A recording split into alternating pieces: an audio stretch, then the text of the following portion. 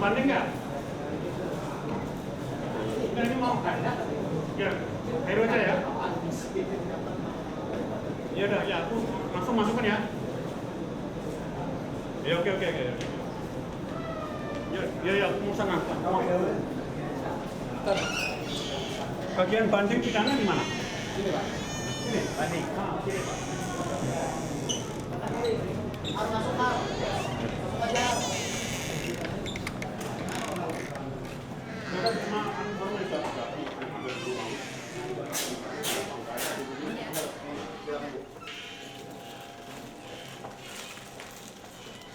Jadi urusan administrasi kan habis ini bisa. Apa dulu Pak ya? Berkas. Ayan.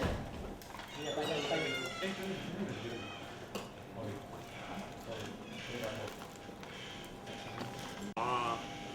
Yo, ada inisiator. Tapi udahlah kita lupain deh yang Oh itu udah ditelepon sama beliau. enggak, harusnya kan ada pemberitahuan ini kepada kita mau dikirim inisiator. Ya. Tapi ini belum terlambat kan? Buat tadi dulu. Nanti rekennya dapat Pak ya. Iya, nanti gampang lah. Nanti kan kita habis ini lagi. Sini bos. Ya dirinya belum. Buat tadi udah. Dibukar apa ini? Ya. Sudah terang semua? Pak, butuh berapa Pak? Berapa? 3 aja ya? 4. Ya. Oke. Udah kalau gitu Pak, ini kita serahkan dulu. Ya. Nanti administrasinya setelah selesai Sudah. makan siang dan ini. Ini akan Anda yang saya mau bilang. Jadi hari ini kita nyerahkan resmi aja. Ya. Nanti administrasi selanjutnya. Ya. Nah, ini pertanyaan kita adalah apakah sini yang mengirim ke pengadilan tinggi atau kita yang ke pengadilan tinggi? Ya sini Pak. Soalnya kalau dikirim ke pengadilan tinggi, nanti pengadilan tinggi ngirim ke sini lagi. Nah iya Makanya makanya. harus ada pemberitahuan juga. Iya, makanya supaya sangat tahu bahwa kita sekarang udah masukkan. Iya. Bukan Pak, bukan. Nah, tapi nanti kita jangan terlambat ya. Sudah puasanya Pak. Puasanya nanti dilegalin. Itu nanti aja. Ya iya lagi mau. Dia mau bergerak ke kanan kiri lagi belum ini. Ya belum, saya belum ngambil lagi. Satu aja ya surat puasa ya. Surat puasanya di ini. Ya satu juga. Mau dilegalisir. Dilegalisir dulu. Dilegalisir. Dilegalisir. Samping.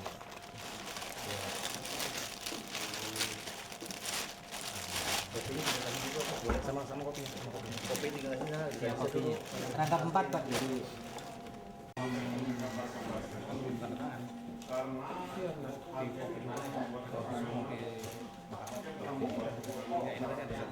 Sedikit dulu Pak dari memori bandingnya. Apa aja yang Sebentar. menjadi inti dari memori bandingnya yang diserahkan sekarang? Jadi yang paling kita persoalkan dari putusan pengadilan yang menyatakan bahwa Polri itu bersalah, pertama yang paling mendasar adalah tentang peristiwa keracunan itu sendiri. Ya, sebagaimana Anda ketahui bahwa jaksa itu menuduhnya, sebagaimana terbaca dalam surat dakwaan, memasukkan arsenik ke dalam minuman yang dituangkan pada saat welcome drink. Dan itu pula yang diyakini oleh jaksa ketika membacakan tuntutannya. Ketika dia menuntut supaya Polikarpus dihukum seumur hidup ya, dituntut seumur hidup itu dengan pertimbangan seperti itu. Pak Hakim kan terbukti dia memasukkan minuman di dalam arsenik ke dalam minuman. Nah, ternyata Hakim tidak berpegang kepada apa yang diyakini oleh jaksa secara keliru tadi. Hakim membuat pertimbangan sendiri sehingga muncullah pertimbangan hakim yang aneh, memunculkan isu baru, katanya Polikarpus bukannya memasukkan minuman ke dalam orange juice, menaburkan arsenik ke dalam mie. Sama sekali peristiwa menaburkan arsenik dalam mie pernah menjadi fakta persidangan. Ini kita anggap bahwa hakim telah membuat sangat fatal. Ada novum seperti itu Bang? Udah ini sama ini aja. Di situ aja terangnya tuh. Nah, ini Bu, ini gambarnya yang jelaskan. Ini ada lampiran gambar ya. Alasannya kan Ya. Iya, iya. Nah, ini yang disebut pantry di bar premium. Ya, pantry di bar premium. Jaksa dan hakim selalu bingung, selalu di dalam bisnis kelas juga ada bar juga. gitu. Kemudian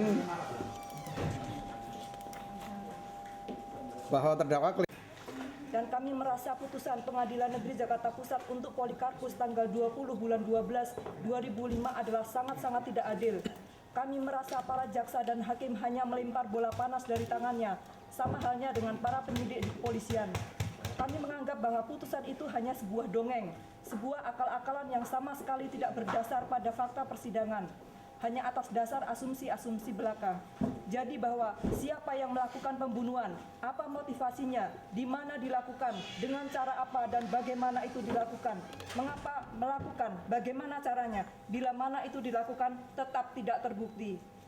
Jadi selama ini yang terjadi adalah bukan law is law, bukan hukum adalah hukum, tetapi law is a will, hukum adalah kehendak. Kehendak untuk semata-mata menghukum Polikarpus tanpa berhasil membuktikan sangkaan dan dakwaan. Yang terjadi adalah bahwa yang penting seolah-olah ada pelakunya. Mengapa kita malu untuk mengatakan atau mengakui bahwa pelaku pembunuhan Munir belum atau tidak ditemukan? Hal yang sama terjadi juga di Amerika dengan terbunuhnya Presiden John F. Kennedy yang sampai hari ini pun belum ketemu pembunuhnya. Tapi mereka tidak sekadar aktivis HAM bukan paling benar, ya, hanya bisa bicara tanpa bisa membuktikan, ya, suci hanya namanya, tolong. Ya. Kalau menuntut secara hukum itu enggak ya, Mbak ya? Oh tidak, saya tidak suka berkepanjangan, tapi tolong gentleman ya, gentleman, jangan hanya berorasi, omongan tidak ada isi, ya, bekerja nyata lah, apalah, sekecil apapun, ya.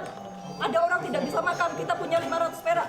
Oh, kalau mau dia, jangan hanya omong-omong, orang tidak perlu ngomong-ngomong, lihat tuh di HI ya, orang berorasi, bikin macet, menyusahkan orang, muak kita dengan semua itu, muak, menyusahkan orang gitu.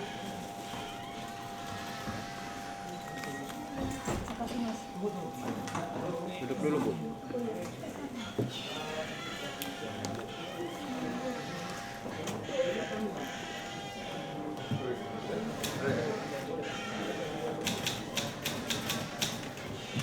Bagaimana? Ada buktinya sampai sekarang belum bisa ditemukan, tapi tidak mencari kambing hitam. Ini apa ini Polikarpus? Sekadar kambing hitam 14 tahun, bukan masalah 14 tahun. Seumur hidup pun sebetulnya saya rela, asal terbukti. Hukuman mati pun saya rela, asal terbukti. Ini omong kosong belaka. OKB, omong kosong belaka. Ya enggak? Tidak ada pilot kru pesawat yang membunuh. Kenapa Nyonya Tirpati yang melihat Ya. itu bisa di Tolong didalami, barangkali di Singapura itu Polikarpus sudah tidak ada, kemudian pasti tidak punya alibi orang-orang yang menuduh itu. Ya, di sini hukum jadi hukum pokoknya, hukum kehendak. Pokoknya Polikarpus, oh salah sekali itu. Polikarpus tidak pernah berkepentingan, kenal tidak, teman bukan, musuh apalagi dengan Munir. Nggak ada kepentingannya.